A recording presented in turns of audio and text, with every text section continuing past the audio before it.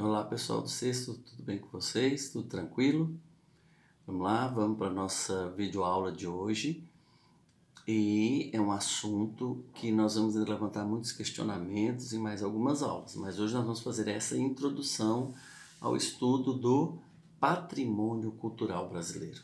Então a gente observa já nesse mapa essa colagem de várias imagens, a gente percebe como a nossa cultura é rica, né? Como o Brasil é um país rico, um país, como eles chamam lá fora, um país multifacetado. Um país com muitas facetas, muitas cores, muitos cheiros, né? muitas comidas diferentes, muitas danças. Então o Brasil é um país que tem como eles dizem, um caldeirão cultural muito variado, muito rico, cheio de informações, cheio de referências, cheio de histórias. Então, isso tudo cai, né, sobre a responsabilidade do que é chamado de patrimônio cultural. Então, o que é esse patrimônio cultural? Eu coloquei até essa imagem aí, né, que vocês estão vendo, olha, de todas essas riquezas de norte a sul, de leste a oeste, né? Nós somos um país muito rico. Então, o que é o patrimônio cultural? É tudo que possui importância histórica e cultural para o país. Pode ser até para um povoado, como eu disse aqui, ó, uma pequena comunidade.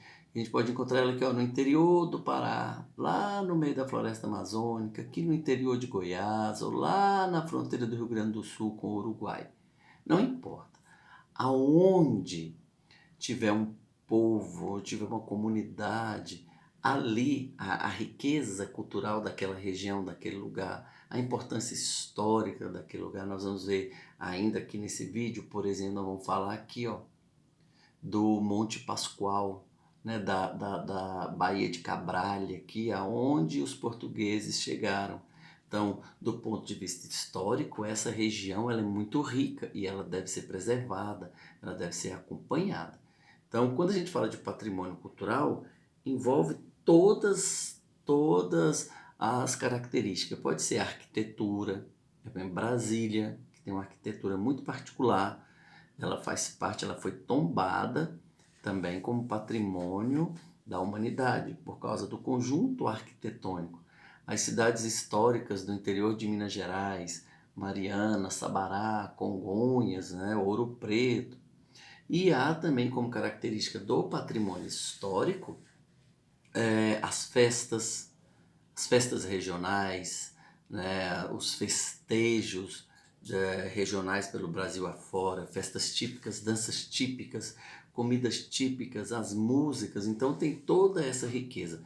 Tudo isso deve ser acompanhado, historiado e preservado pelo patrimônio histórico. Faz parte do conjunto do patrimônio histórico e cultural. Quem regulamenta essa lei é a Constituição. Então, a Constituição, ela criou uma lei, essa lei é de 1937, que está dentro da nossa Constituição, que ampara, ela regulamenta, ela acompanha, ela multa quem destrói, ela está ali para preservar a cultura e os costumes nacionais. Então vamos dividir para facilitar para vocês entenderem. Então a gente já sabe o que é patrimônio histórico. Então é tudo que tem importância histórica e cultural para um povo, seja um país, um estado e etc. E tudo faz parte desse conjunto. Então, tipos de patrimônio. Nós temos o patrimônio histórico material, o imaterial, o artístico e o natural. Então, estão todos, né? Aqui são algumas imagens que a gente vê de cada um desses tipos de patrimônio. Então, nós vamos ver cada um deles, por exemplo, patrimônio material. E o patrimônio imaterial são todas as coisas que podem ser tocadas, podem ser sentidas, podem inspirar um sentimento de patriotismo, né? E eles podem ser móveis e imóveis. Então, patrimônio material e o imaterial. Por exemplo, patrimônio material. A gente observa como material tudo aquilo que a gente pode tocar, né? O conjunto arquitetônico de Brasília, como eu disse, uma pintura, uma comida, o gosto, o sabor.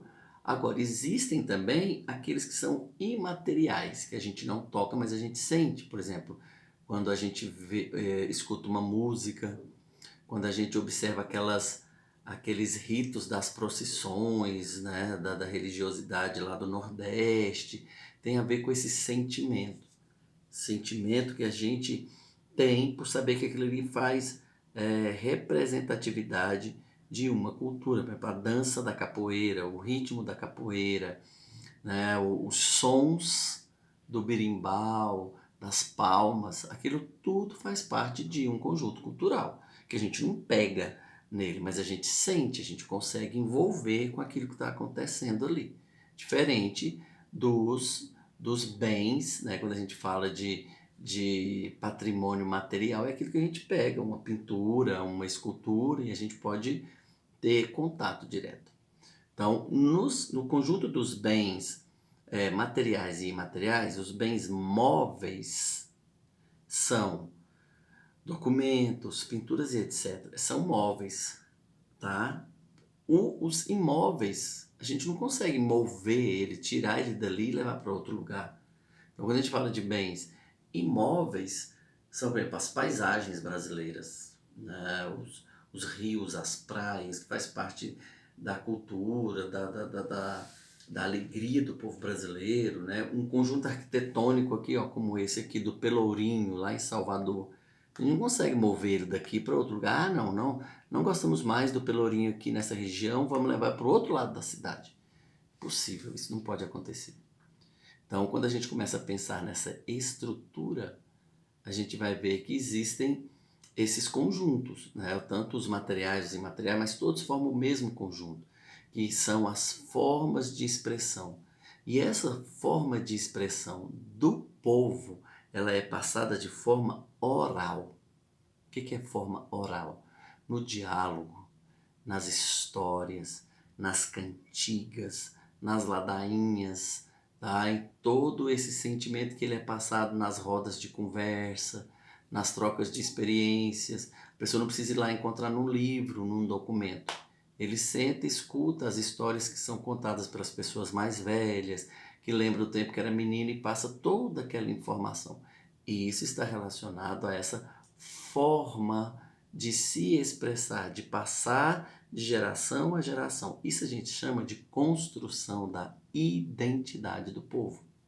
Então essa construção da identidade ela vai acontecendo de forma que as histórias vão sendo repassadas dos mais velhos para os mais antigos, as superstições, as brincadeiras que são contadas, os causos que são contados, as festas religiosas, a tradição das festas religiosas, vem para a festa junina, fazer aquelas comidas, dançar a quadrilha, de onde vem essa história. Então, isso faz parte do patrimônio cultural, porque ela é uma forma de expressão que vai passando, né, de uns para os outros. Mas existem mais dois grupos, né, que seria o patrimônio artístico e o patrimônio natural. O patrimônio artístico e o patrimônio histórico também, ele é administrado pelo IPHAN, que é o Instituto de História, né, um instituto criado para fazer esse acompanhamento. Tá? E a missão do IPHAN, que ele surgiu lá em 1937, é proteger e preservar tudo que está relacionado à cultura, à história, à arte no Brasil como um todo. Então, as peças, os livros de 200, 300 anos atrás, né, o Museu Nacional, aquele que pegou fogo, né, lá no Rio de Janeiro, as peças das roupas, por exemplo, dos imperadores que estão expostas no museu. Então o IPHAN, ele cataloga tudo isso, ele sabe onde está tudo, né, e ele acompanha, por exemplo, o casaril lá da cidade de Goiás, que não pode ser pintado as fachadas, eles estão sempre fiscalizando, não pode trocar o telhado, não pode trocar a madeira lá daqueles casarões antigos, você pode mudar por dentro alguma coisa lá atrás, mas as fachadas não podem ser mexidas, não podem ser mudadas. Então tem sempre um cuidado. Isso significa que é para preservar algo, preservar a história cultural de um povo. E por último aí a gente tem o patrimônio natural, que está relacionado então ao meio ambiente, a importância ambiental ou de divulgação ou de preservação, né? Então é um selo que é dado pela Unesco, que é um órgão internacional da ONU, que vem e conhece determinado local e faz essa pesquisa. Deixa eu mostrar melhor aqui na imagem, para você ver melhor na imagem. Eu coloquei aqui, são 7, eu coloquei 3. As Cataratas do Iguaçu, Fernando de Noronha e aqui a nossa, a Chapada dos Veadeiros, aqui de Goiás. Então, olha, são 7 locais no Brasil, né, que são considerados patrimônios naturais da humanidade. Cataratas do Iguaçu, Fernando de Noronha, Anavilhanas, que é uma região lá dentro da floresta amazônica, de preservação e pesquisa da floresta, Pantanal Mato Grossense, as áreas protegidas aqui do Cerrado, como eu disse, olha, a Chapada dos Veadeiros e no sul de Goiás, a Chapada das Emas, né, o Parque Nacional das Emas. A Mata Atlântica do Sudeste, ou seja, da região de Minas, Rio, São Paulo, Espírito Santo. Então ela passa por um processo de cuidado para a preservação. E por último, o Parque Nacional do Monte Pascoal, que é onde os portugueses chegaram aqui no Brasil. Então esses são os grupos. Então o patrimônio natural tem esse cuidado de amparar, de fiscalizar e proteger. Ok? Então nós vamos continuar falando disso. Semana que vem nós temos uma aula ao vivo para continuar falando desse assunto. Beleza? Reveja esse vídeo. Depois tem mais informações sobre ele. Um abraço, pessoal do 6º ano. Até mais.